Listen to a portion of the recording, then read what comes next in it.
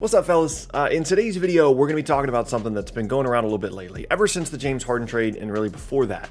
And that's the possibility of the Brooklyn Nets turning this Harden trade now into potentially trading Kyrie Irving. We're going to talk about the issues with this, really some minor possibilities of where he could possibly be traded, but overall why, in my opinion, there's just almost 0% of a chance that this would actually happen. With those things said, if you're new here, what's up? My name's Tucker. You can sub to the channel to see NBA content twice a day, every day. I'm super consistent with my uploads.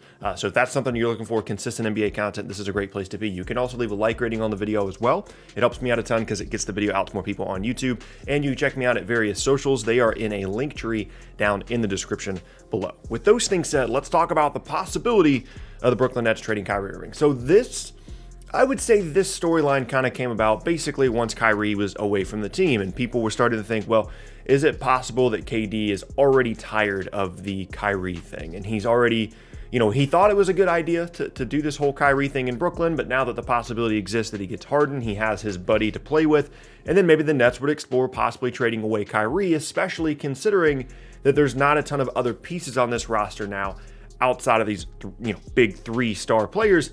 And at a certain point, some of it is a bit redundant to have Kyrie, who's a ball-dominant perimeter player, same with James Harden, and same with Kevin Durant. So some of the ideas that were floated around was the possibility of him going to LA and becoming an LA Clipper. The Clippers need a point guard. They need someone that can facilitate on the perimeter. That's something that Kawhi has been upset with in the past, is how much he's had to facilitate and create for this team and act more like a guard than he wants to. And the obvious answer there would be to trade Paul George for Kyrie. Now, George just signed a new contract extension, so it doesn't really work, but that was kind of the general idea, right? And then the Nets get another wing that helps them, gives them a little bit more size, and then Harden, George, Durant, in theory, makes more sense than Kyrie, Harden, Durant, right? And then, of course, the Clippers, as I said, get their guard. The other team that was brought up, some people were joking, some people were being serious, is the possibility of Kyrie going and becoming a Washington Wizard and playing alongside Bradley Beal, taking the spot of Russell Westbrook and creating the Thunder East all over again. You've got Russ, you've got Harden, you've got Durant. Now, there are obvious issues with that as well. And overall, here's my point about the Kyrie thing. On paper, if this was NBA 2K, does it make sense to then trade Kyrie Irving and get something in return that helps this team in a complementary sense? Because Harden and KD ideally is enough star power. You need wing defenders, you need rebounders, you need a big, whatever the case may be.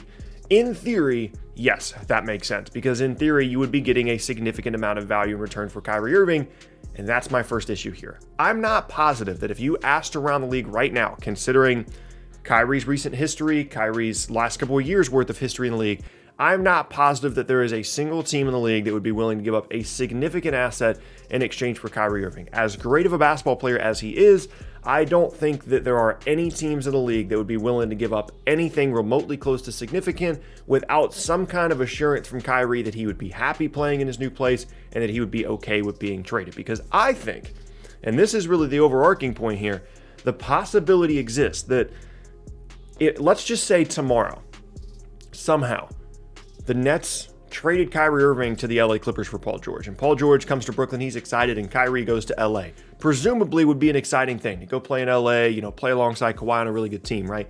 Plenty of opportunities there, potentially more opportunities there offensively than you would have with Harden and KD. And he went to Brooklyn to play with KD, but, it's still an exciting opportunity. In that scenario, I would not be surprised in any way if Kyrie Irving decided, you know what, I'm done playing basketball, and he just retired. I honestly think that a Kyrie trade, and I'm entertaining this idea because it is at least interesting, and on paper it does make sense, but a Kyrie trade has basically a 0% chance of happening because he went to Brooklyn to play with KD, to the point where, I don't even think that DeAndre Jordan is able to be traded, because I think that would bother KD and Kyrie because they came to Brooklyn and they brought DeAndre with them. So I think that's one of the reasons that DeAndre hasn't been traded, not just that he doesn't really have a ton of value. And then also, I don't think that KD would sign off on or advocate for a Kyrie trade when he literally came to Brooklyn to play with him, and added to the fact that it's unlikely that Kyrie would be happy anywhere other than Brooklyn, and he probably would just up and retire. Would anybody be surprised if a week from now Kyrie retired from basketball, and especially if he got traded and then he retired from basketball? I personally would not be surprised in any way. And I think that is the biggest overall reason why a Kyrie Irving trade simply does not work. I know that there are scenarios in which, from a basketball on paper perspective, it makes sense for him to go to LA, or if you really want to talk yourself into it, for him to go to Washington.